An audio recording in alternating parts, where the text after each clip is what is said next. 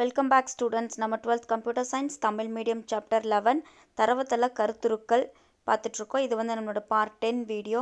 So இதுக்கு முன்னாடி இந்த சாப்டரில் டோட்டலி 9 வீடியோஸ் வந்து ஏற்கனவே அப்லோட் பண்ணியிருக்கு.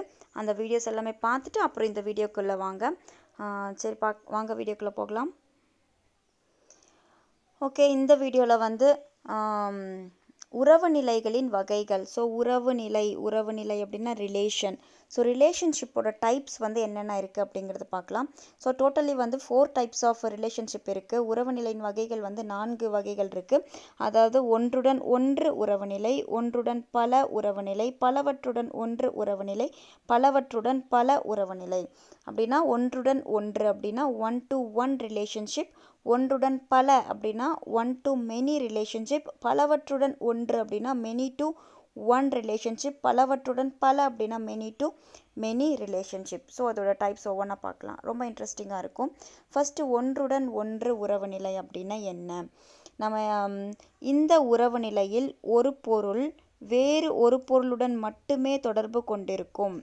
அதாவது என்ன சொல்கிறாங்கன்னா, ஒரு அட்டவணையின் ஒரு பதிவு மற்றொரு அட்டவணையின் ஒரு பதிவுடன் மட்டுமே இணைக்கப்பட்டிருக்கும். இதுக்கு ஒரு எக்ஸாம்பிள் நான் சொல்கிறேன். 1 செகண்ட். ஸோ ஒரு பொருள் மற்றொரு ஒரு பொருளுடன் மட்டுமே இணைக்கப்பட்டிருக்கும்னு சொல்கிறாங்க. ஒரு பொருள் அப்படிங்கிறது இந்த என்டிட்டி அப்படின்னு சொல்லுவோம். ஸோ பொருள் அப்படின்னா என்டிட்டின்னு ஏற்கனவே நம்ம பார்த்துருக்கோம். என்டிட்டியை வந்து இந்த மாதிரி ரெக்டாங்குலர் பாக்ஸில் தான் வந்து ஸ்பெசிஃபை பண்ணுவோம். ஸோ இந்த எக்ஸாம்பிளில் பார்த்தீங்கன்னா தமிழ் செல்விங்கிற ஒரு என்டிட்டி வந்து 1001 அப்படிங்கிற இன்னும் ஒரே ஒரு என்டிட்டி கூட மட்டும்தான் இதில் வந்து ரிலேஷன்ஷிப் இருக்குது. இப்போ ஃபார் எக்ஸாம்பிள் பார்த்தீங்கன்னா இது ஸ்டூடெண்ட் அப்படிங்கிறது ஒரு டேபிள், எக்ஸாம் நம்பர் அப்படிங்கிறது இன்னொரு டேபிள். ஸோ ஸ்டூடெண்ட் அப்படிங்கிற டேபிளில் இருக்கிற தமிழ் செல்விங்கிற ஒரு ஸ்டூடெண்ட் நம்ம எடுத்துக்கிட்டோன்னா அந்த ஸ்டூடெண்ட்டுக்கு வந்து ஒரே ஒரு எக்ஸாம் நம்பர் மட்டும்தான் இருக்கும். ஒரு ஸ்டூடெண்ட்டுக்கு ஒரு எக்ஸாம் நம்பர் தான் கொடுக்க முடியும். அதே மாதிரி ஜெயபாண்டியன் அப்படின்னு எடுத்துகிட்டா அவருக்கு வந்து ஒரே ஒரு எக்ஸாம் நம்பர் மட்டும்தான் இருக்குது. சரோஜினிக்கு எடுத்துக்கிட்டால் ஒரே ஒரு எக்ஸாம் நம்பர் தான் இருக்குது. அவ்வளோதான் பாசிபிள். ஸோ ஒரு ஸ்டூடெண்ட்டுக்கு வந்து ஒரு ரோல் நம்பர் தான் கொடுக்க முடியும் இல்லையா? ஸோ இதுதான் வந்து நம்ம ஒன்றுடன் ஒன்று உறவு நிலை அப்படின்னு சொல்லுவோம். இதுக்கு இன்னொரு எக்ஸாம்பிள் எடுத்துக்கலாம். ஸோ இதே தமிழ் செல்வி அப்படிங்கிற ஸ்டூடெண்ட்டுக்கு இப்போ ஆதார் நம்பர் அப்படிங்கிற ஒரு டேபிள் எடுத்துக்கிட்டால் கூட ஒரு ஸ்டூடெண்ட்டுக்கு வந்து ஒரு ஆதார் நம்பர் தான் இருக்கும் இல்லையா? ஒருத்தருக்கு ஒன்றுக்கு மேற்பட்ட ஆதார் நம்பர் இருக்கிறதுக்கு வாய்ப்புகள் இருக்கா? வாய்ப்புகள் இல்லை. ஸோ இன்னொரு எக்ஸாம்பிள் நான் சொல்கிறேன். ஃபார் எக்ஸாம்பிள் இது ஒரு என்டிட்டின்னு எடுத்துக்கலாம், இது ஒரு என்டிட்டி அப்படின்னு எடுத்துக்கலாம். ஸோ ரெண்டு பேருக்குமே இருக்கிற ரிலேஷன்ஷிப் வந்து டைமண்ட் ஷேப்பில் தான் வந்து ரிலேஷன்ஷிப்பை நம்ம ஸ்பெசிஃபை பண்ணுவோங்கிறது ஏற்கனவே சொன்னேன். ஸோ இந்த டயக்ராமில் ஜஸ்ட் ஒரு ஏரோ மார்க்கு கொடுத்து ஸ்பெசிஃபை பண்ணியிருக்காங்க. அப்படி கூட சொல்லலாம். இல்லை இந்த மாதிரி டைமண்ட் ஷேப் கொடுத்து கூட நம்ம ரிலேஷன்ஷிப்பை ஸ்பெசிஃபை பண்ணலாம். ஸோ இங்கே ஒரு என்டிட்டி இருக்குது, இங்கே ஒரு என்டிட்டி இருக்குது. இந்த என்டிட்டி வந்து டிரைவர் அப்படின்னு எடுத்துக்கலாம், டிரைவர். இந்த பக்கம் இருக்கிற என்டிட்டி வந்து கார் அப்படின்னு எடுத்துக்கலாம். ஸோ இவங்க ரெண்டு பேருக்குள்ள ரிலேஷன்ஷிப் என்ன? ஒரு டிரைவருக்கும் ஒரு காருக்கும் என்ன ரிலேஷன்ஷிப் இருக்குது? ஸோ ஒரு டிரைவர் வந்து ஒரு கார் என்ன பண்ணுவார்? டிரைவ் பண்ணுவார். So drives. அப்போது ஒரு டிரைவர் வந்து ஒரு காரை வந்து டிரைவ் பண்ணுவார். ஆனால் ஒரு டிரைவர் அட் அ டைமில் ஒரே ஒரு காரை மட்டும்தான் டிரைவ் பண்ண முடியும். ஒரே டைமில் பல கார்களை நம்மளால் டிரைவ் பண்ண முடியுமா? கண்டிப்பாக முடியாது இல்லையா? இதுவுமே ஒரு best example for 1 to 1 relationship. Okay, so ஒன்றுடன் ஒன்று உறவு நிலை அப்படின்னா இந்த உறவு நிலையில் ஒரு பொருள் வேறு ஒரு பொருளுடன் மட்டுமே தொடர்பு கொண்டிருக்கும். ஸோ ஒரு பொருள் அப்படின்னு சொல்கிறது என்டிட்டி தான். ஒரு அட்டவணையின் ஒரு பதிவு மற்றொரு அட்டவணையின் ஒரு பதிவுடன் மட்டுமே இணைக்கப்பட்டிருக்கும். ஸோ ஒரு டேபிளில் இருக்கிற ஒரு ஃபீல்டு வந்து இன்னொரு டேபிளில் இருக்கிற இன்னும் ஒரே ஒரு ஃபீல்டோட மட்டும்தான் நம்மளால் ரிலேஷன்ஷிப் கொடுக்க முடியும். அப்படின்னா அதுக்கு பேர் தான் ஒன்றுடன் ஒன்று உறவு நிலை. ஓகேவா? அடுத்தது நம்ம பார்க்க போகிறது ஒன்றுடன் பல உறவு நிலை. ஸோ ஒன்றுடன் பல உறவு நிலை அப்படின்னா என்ன?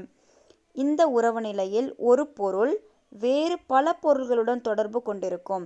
அப்படின்னா ஒரு அட்டவணையில் இருக்கிற ஒரு பதிவு இன்னொரு அட்டவணையில் இருக்கிற பல பதிவுகளுடன் தொடர்பு கொண்டிருக்கலாம். இதுக்கு பேர் தான் ஒன்றுடன் பல உறவு நிலை அப்படின்னு சொல்லுவாங்க. இப்போ பாருங்கள், அட்டவணை ஏவின் ஒரு பதிவு அட்டவணை பியின் பல பதிவுகளுடன் தொடர்பு கொண்டிருக்கலாம்.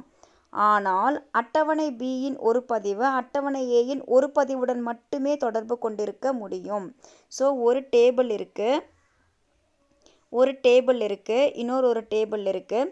ஸோ ஒரு டேபிளில் இருக்கிற ஒரு பதிவு, ஃபார் எக்ஸாம்பிள் இந்த டேபிள்லேயும் 3 பதிவுகள் இருக்குது, இந்த டேபிள்லேயும் 3 பதிவுகள் இருக்குது. ஒரு டேபிளில் இருக்கிற ஒரு பதிவு வந்து இன்னொரு டேபிளில் இருக்கிற பல பதிவுகளுடன் என்ன பண்ணலாம், உறவு நிலையில் இருக்கலாம், தொடர்பு வச்சிருக்கலாம், உறவு நிலையில் இருக்கலாம். ஆனால் இப்போ இது அட்டவணை ஏ, இது அட்டவணை பி அப்படின்னு எடுத்துக்கிட்டோம். இங்கே இருக்கிற இந்த ஃபஸ்ட்டு பதிவு வந்து இன்னொரு பிங்கிற டேபிளில் இருக்கிற 3 பதிவுகளுடனும் அதுக்கு ரிலேஷன்ஷிப் இருக்கலாம்.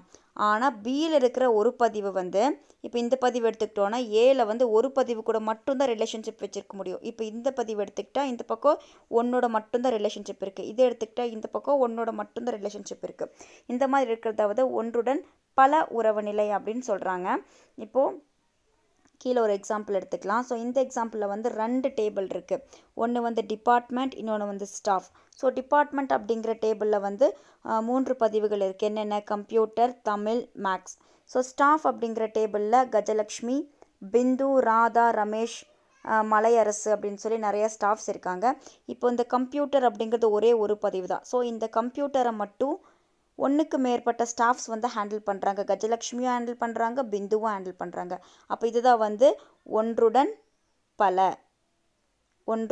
பல, ஒன் டு மெனி ரிலேஷன்ஷிப். இப்போ இந்த தமிழ் அப்படிங்கிற இந்த சப்ஜெக்டை வந்து ரமேஷும் ஹேண்டில் பண்ணுறாரு, மலையரசும் ஹேண்டில் பண்ணுறாங்க. மேக்ஸ் அப்படிங்கிற இந்த சப்ஜெக்டை பிந்துவும் ஹேண்டில் பண்ணுறாங்க, ராதாவும் ஹேண்டில் பண்ணுறாங்க. இதுதான் வந்து ஒன்றுடன் பல உறவு நிலை அப்படின்னு சொல்கிறாங்க.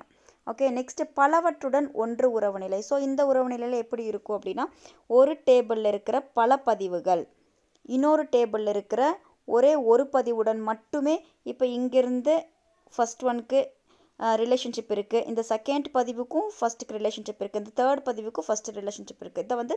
இது வந்து பலவற்றுடன், இது வந்து பலவற்றுடன் ஒன்று உறவு நிலை. ஸோ இந்த உறவு நிலையில் பல பொருள்கள் ஒரே ஒரு பொருளுடன் மட்டுமே தொடர்பு கொண்டிருக்கும். எடுத்துக்காட்டு, ஒரு துறையில் வேலை செய்யும் ஊழியர்களின் எண்ணிக்கையில் ஊழியர்கள் அட்டவணையின் பல பதிவுகள் துறை அட்டவணையின் ஒரு பதிவுடன் மட்டுமே தொடர்பு படுத்தப்பட்டிருக்கும். ஸோ ஒரு துறையில் வேலை செய்யும் ஊழியர்களின் எண்ணிக்கையில், ஸோ ஒரு துறையில் வந்து நிறைய எம்ப்ளாயீஸ் வந்து ஒர்க் பண்ணுறாங்க, அவங்களோட அட்டவணையில் வந்து பல பதிவுகள் இருக்கும். ஆனால் இன்னொரு அட்டவணையில் வந்து அவங்களுக்கு ஒரே ஒரு பதிவோட மட்டுமே தொடர்பில் இருக்கும். இப்போ கீழே அந்த எக்ஸாம்பிள் நம்ம பார்க்கலாம். இப்போ பார்த்தோன்னா அதே அந்த ஸ்டாஃப் டிபார்ட்மெண்ட். ஸோ இந்த ஸ்டாஃபில் வந்து சுகன்யா, பாலா, வளர்மதின்னு சொல்லி பல ஸ்டாஃப்ஸ் இருக்காங்க. அந்த பக்கம் கம்ப்யூட்டர், மேக்ஸ்ன்னு சொல்லி 2 டிபார்ட்மெண்ட் இருக்குது. அப்போ இந்த ஸ்டாஃப்ஸ், இந்த 3 ஸ்டாஃப்ஸுமே வந்து கம்ப்யூட்டர் அப்படிங்கிற ஒரு டிபார்ட்மெண்ட்டில் மட்டும்தான் வேலை செய்கிறாங்க. ஸோ இதுதான் வந்து பலவற்றுடன் ஒன்று உறவு நிலை. அடுத்தது வந்து பலவற்றுடன் பல உறவு நிலை. ஸோ இதுக்கு ஒரு எக்ஸாம்பிள் சொல்லலாம். இந்த உறவு நிலையில் ஒரு அட்டவணையில் உள்ள பல பதிவுகள் மற்றொரு அட்டவணையில் உள்ள பல பதிவுகளுடன் தொடர்பு கொண்டிருக்கும். ஸோ ஒரு டேபிளில் இருக்கிற, இங்கே இந்த டேபிளில் 3 பதிவுகள் இருக்குன்னா, இந்த டேபிள்லையும் 3 பதிவுகள் இருக்குன்னா, இந்த ஃபஸ்ட்டு டேபிளில் இருக்கிற பதிவுகள் வந்து 3ஓடையும் தொடர்பில் இருக்கும். ஸோ இந்த டேபிளில் இருக்கிற இந்த பதிவு வேறு கலரில் காட்டுறேன். ஸோ இந்த ஃபஸ்ட்டு பதிவு எடுத்துக்கிட்டோன்னா இதுவும் 3ஓடையும் தொடர்பில் இருக்கும். இதுதான் வந்து பலவற்றுடன் பல உறவு நிலை அப்படின்னு சொல்லுவாங்க.